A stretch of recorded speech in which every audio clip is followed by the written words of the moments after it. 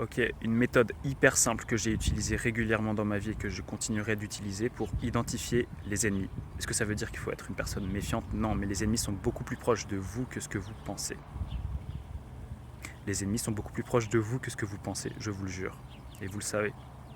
Comment les identifier? La méthode, elle est simple. Parce qu'en fait, les gens ne vous diront jamais que c'est vos ennemis. Les gens ne vous diront jamais qu'ils ont des mauvaises intentions, ou même, peut-être même qu'ils ne le savent même pas, qu'ils n'ont pas votre intérêt dans leur cœur. La méthode, c'est quoi? Parce qu'en fait, cette méthode-là, elle se base sur le fait que ces gens-là ne vous le disent pas que c'est votre ennemi, mais ces gens-là vous le montrent. La méthode, c'est que naturellement, et c'est pas un piège que vous allez leur tendre, c'est que naturellement, quand vous parlez de votre futur, quand vous parlez de votre miracle de la vie, quand vous parlez de vos projections, quand vous parlez de votre rêve, quand vous parlez de ce qui vous anime, quand vous parlez de vos passions, et pas forcément de votre carrière actuelle, non, de ce que vous voulez faire plus tard, de vos espoirs, de votre devoir, de votre droit, quand vous parlez de tout ça, c'est quoi leur première réaction? Et notamment après un changement, notamment après une victoire, une petite victoire, c'est quoi leur première réaction? Et si leur première réaction, c'est de rigoler, c'est votre ennemi. Si elle rigole de vos projections, si elle rigole de ce qui vous anime, si elle rigole quand vous faites ça, quand vous prenez le soleil en fermant les yeux et qui vous disent vous êtes en train de faire de la photosynthèse, vous n'êtes pas bien, ça va pas, c'est votre ennemi. Si quand vous leur parlez de vos valeurs, ils rigolent, ils se moquent de vous, c'est votre ennemi.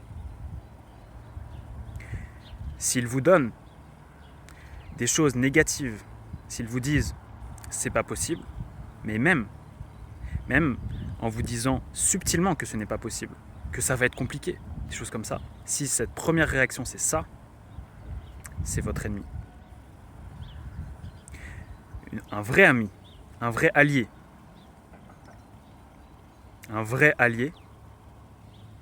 même face à une projection qui paraît compliquée à accomplir, même face à un espoir qui paraît compliqué à accomplir, il ne va pas vous dire vous êtes le meilleur, vous allez réussir. Non, je ne vous dis pas que ces personnes-là sont forcément vos alliés. Je vous dis que votre allié, il va vous encourager, il va vous dire c'est possible, attention ça peut être compliqué pour ça, ça. Mais sa première réaction c'est quoi? C'est possible, c'est une bonne idée, t'as raison, essaye. Ça c'est votre allié. Notre cercle social est beaucoup trop important et beaucoup trop négligé. Ne négligez pas votre cercle social. Et faites les choses nécessaires.